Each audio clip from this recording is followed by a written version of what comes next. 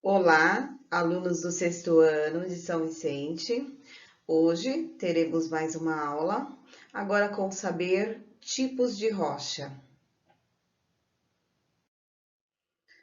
Já conhecemos que a biosfera é formada pela atmosfera, pela hidrosfera e pela litosfera. E é sobre a litosfera que vamos focar a nossa aula de hoje. No dicionário, podemos encontrar a definição de litosfera, camada externa e sólida do planeta, composta pela crosta e pela parte mais externa do manto, com espessura de 50 km a 200 km. É a parte mais externa e mais existente de um corpo celeste. A seta está nos mostrando a localização da litosfera em nosso planeta. Resumidamente, podemos dizer que a litosfera é formada principalmente por rochas e solo. A nossa litosfera possui muitas rochas. Dá uma olhadinha nessa imagem. Veja quantas rochas lindas que estão presentes na nossa litosfera. Elas possuem características próprias. Algumas são compostas de um único mineral. Outras, que a grande maioria, são compostas por muitos minerais. Podem ser de diferentes tipos. Algumas possuem valor comercial. Nesse caso, vamos chamá-las de minérios. Elas também podem possuir diversos tamanhos, cores e formatos. As rochas podem ser classificadas em 3 tipos conforme a formação delas. Atenção, existem outras maneiras de classificar as rochas. Aqui levaremos em conta como elas são formadas. Nesse caso, nós teremos 3 tipos: a rocha magmática, que também posso chamar de ígnea, a rocha sedimentar e a rocha metamórfica. Esses 3 nomes parecem difíceis, mas quando vocês descobrirem como elas são formadas, você vai entender por que elas receberam esse nome. Vou dar uma dica. Magmática. Magmática, nós estamos falando de rocha, rocha no nosso planeta. Magmática, lembra a palavra? Magma. Opa, então será que magmáticas são rochas formadas por magma? E rocha sedimentar. Sedimentos são partículas, né? Então, será que as rochas sedimentares são feitas com partículas que se desprendem de algum lugar? E metamórfica? Metamórfica, lembra a palavra metamorfose. Por um acaso, você já ouviu falar de um animal que sofre metamorfose? Será que tem ligação uma coisa com a outra? Nós vamos descobrir. Começaremos com as rochas magmáticas. Elas se formam a partir do resfriamento do magma. Olha aí o magma, aquele que fica entre a crosta terrestre e o núcleo, que é muito quente. Ele pode se resfriar e dar origem a 2 tipos de rocha. Se a formação dessa rocha se der fora da crosta terrestre, nós teremos as rochas magmáticas vulcânicas ou extrusivas. Se a rocha se formar no interior da crosta terrestre, nós teremos as rochas magmáticas plutônicas ou intrusivas. Lembrando que elas são formadas a partir do magma que está lá abaixo da crosta terrestre. Veja os exemplos de cada tipo de rocha magmática e observe como elas estão sendo formadas. Podemos ver que a lava vulcânica... lava não era magma, professora? Então, magma é quando está no interior da crosta, mas quando sai pelo vulcão, chamamos de lava vulcânica. Essa lava vulcânica, ela se resfria fora do vulcão, dando origem à rocha magmática extrusiva ou rocha magmática vulcânica. Tanto faz falar extrusiva ou vulcânica. Um exemplo é o basalto, como vocês estão vendo na imagem. Já no interior, abaixo do vulcão, nós estamos vendo que o magma, aqui ainda chamado de magma, ele não consegue sair, ele vai se solidificar, ele vai se resfriar ainda dentro do vulcão. Nesse caso, vai formar o granito. Esse é um exemplo, né, de formação de uma rocha magmática intrusiva ou rocha magmática plutônica. Será que você já viu essas rochas? Será que na sua casa tem essas rochas? Ou será que você já ouviu falar dessas rochas? Bom, então só para deixar bem claro, quando se formam no interior da crosta terrestre, chamam-se rochas magmáticas intrusivas ou plutônicas.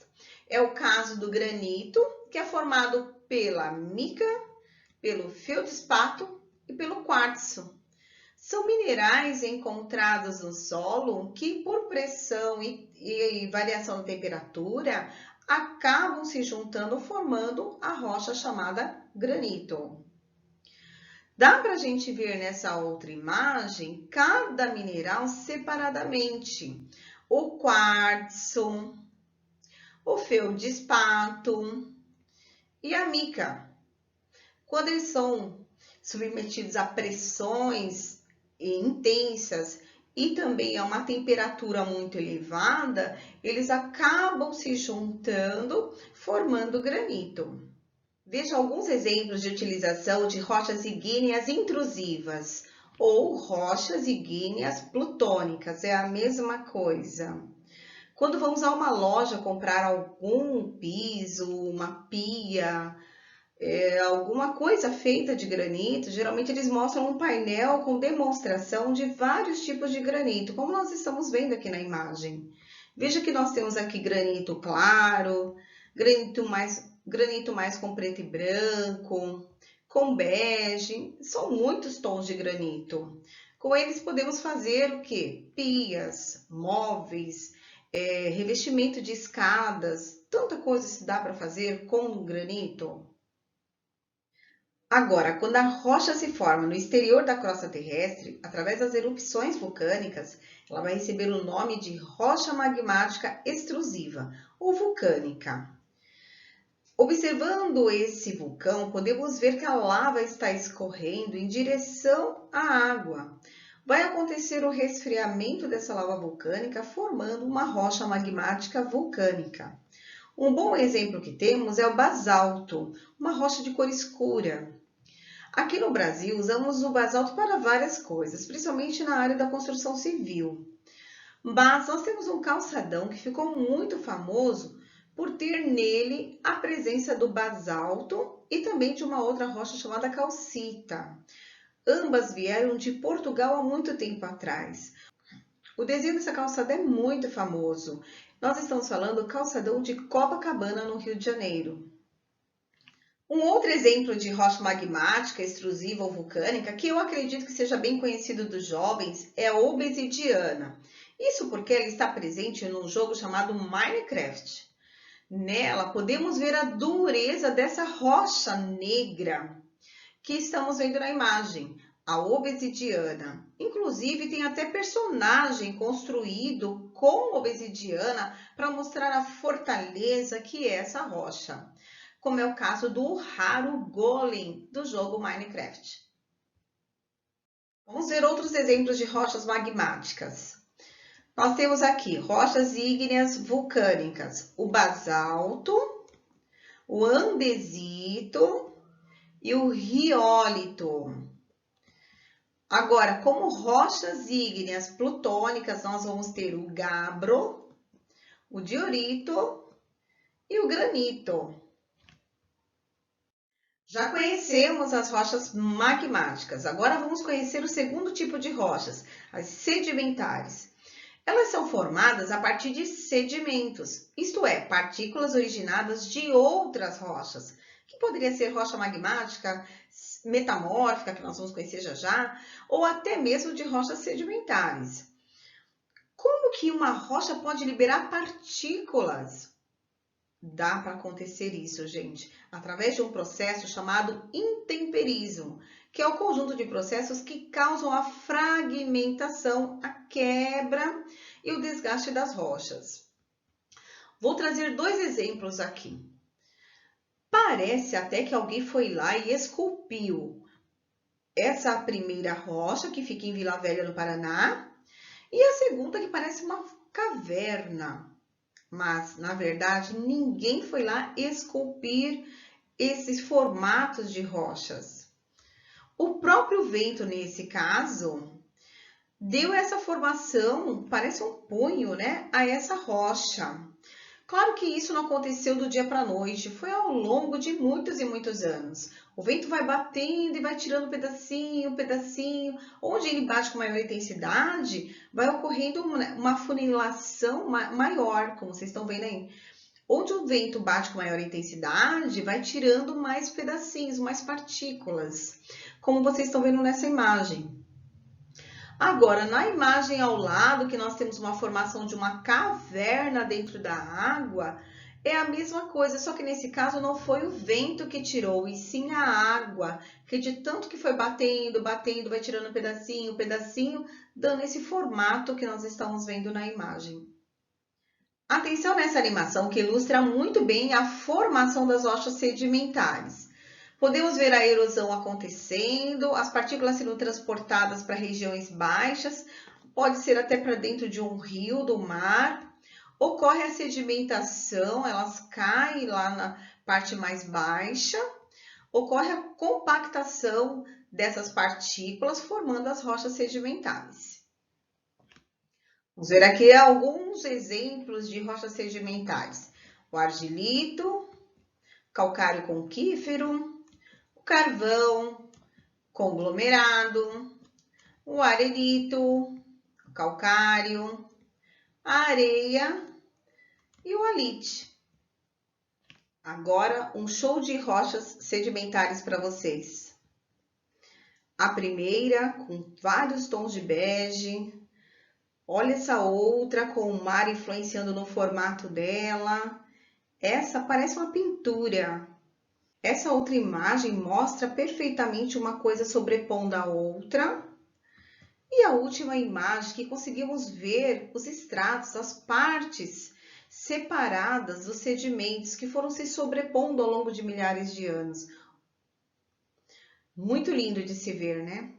Um fato curioso é que as rochas sedimentares muitas vezes abrigam fósseis. E esses fósseis são muito importantes para o estudo da evolução dos seres, do nosso planeta, até da espécie humana. O terceiro e último grupo são as rochas metamórficas. Elas se originam a partir da alteração de temperatura e pressão no interior da crosta terrestre, onde as rochas não vão derreter, mas elas vão sofrer transformações, modificações. O granito, por exemplo, vai se transformar em gneiss. O arenito em quartzito.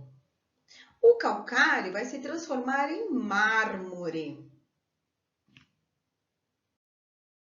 Quando falamos de metamorfose, logo lembramos da lagarta em transformação para a borboleta. Verdade. O significado de metamorfose é transformação, e as rochas também se transformam.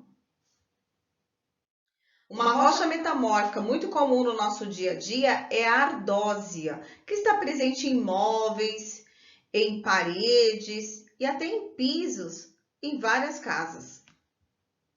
Resumindo, nós temos 3 tipos de rocha: rochas ígneas, rochas sedimentares e rochas metamórficas. Agora é com você. Acesse o nosso blog educacaubasica.sv.blogspot.com e realize as atividades número 35 e 36. Aguardo vocês na próxima aula.